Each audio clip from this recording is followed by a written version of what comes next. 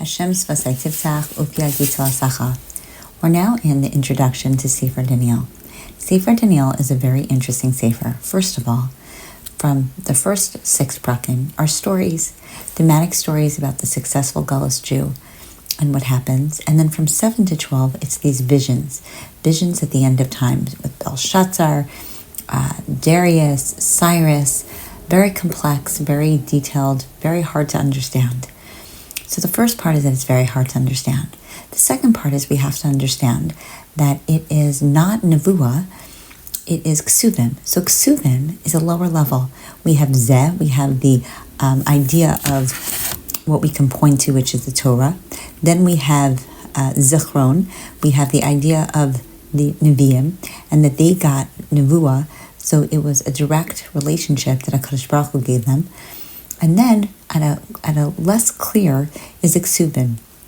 They were told, and Daniel, there's a machlokas as to what level, if he was a navi, but what level he got his nevuah. Was it nevuah that it was clear enough that he could give over?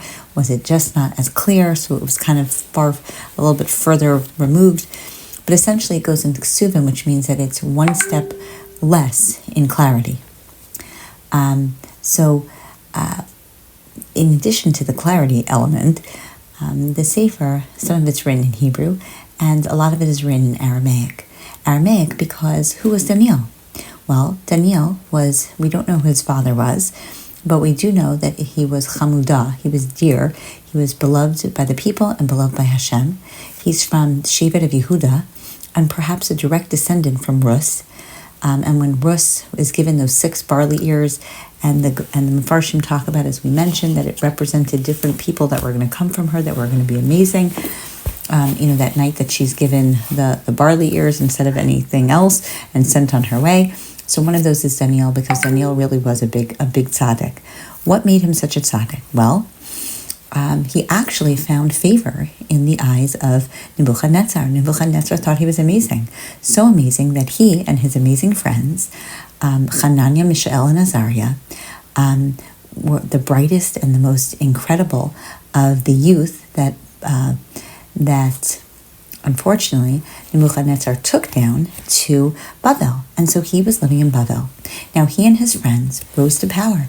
They became very important people in the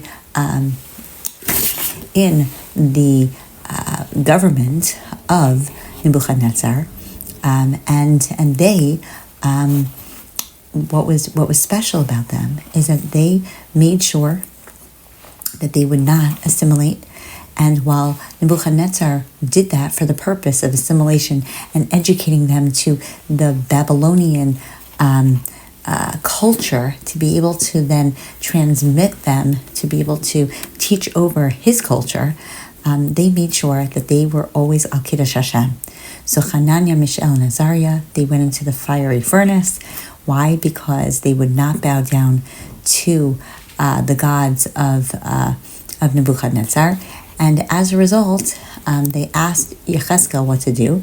Yechezkel, actually, the Navi told them, you know what you guys should do? You should go into hiding until it passes, and that'll be good.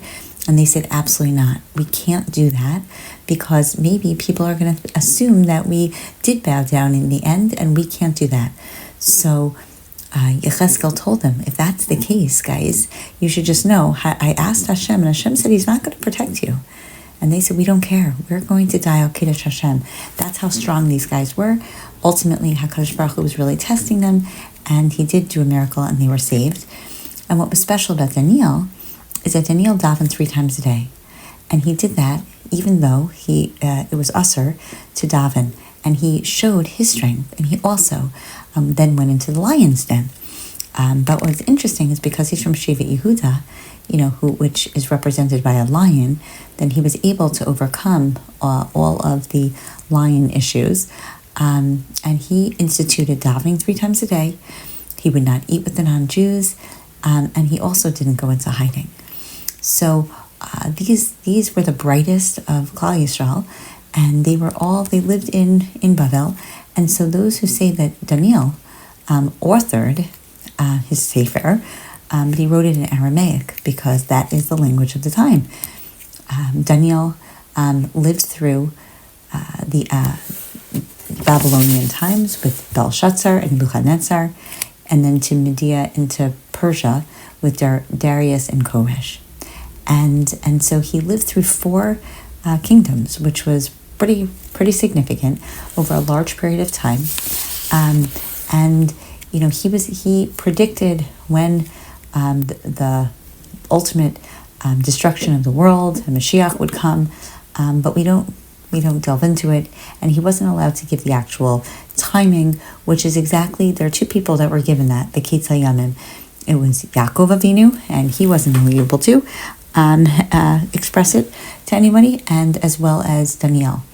And what was significant about Daniel was he was also the only person, besides for Yosef, who was put in the position of interpreting a dream. And we know about it. And so he really is a huge force, and really maintains a Kiddush Hashem position all throughout his life. And so he is definitely, while he became a senior advisor in Bavel, he's certainly a Jewish advisor. And this all happened, of course, during the time he went down with the Galus Yeladim, when the children were taken. Shortly thereafter was the Galus Cheresh Umasker, where the Talmidei Chachamim and the artisans and everybody else was taken down. So that is during the time of Yehoiakim and Yehoiachin. And this is just a really difficult time in Jewish history, because it is the first significant galus of Nebuchadnezzar. And so when they were taking things down, of the Beis HaMikdash, as well as making sure that the brightest parts of Klal Yisrael went down to galus, it was the Malach of Gabriel who was there to help Daniel. And so Daniel really is a very special human being. He's someone that we're going to learn from, someone who understands the idea of Kiddush Hashem, who knows how to handle himself in Gullus. And so it's significant that we in Gullus learn, understand, and really make use of the knowledge that we're going to get from Sefer Daniel.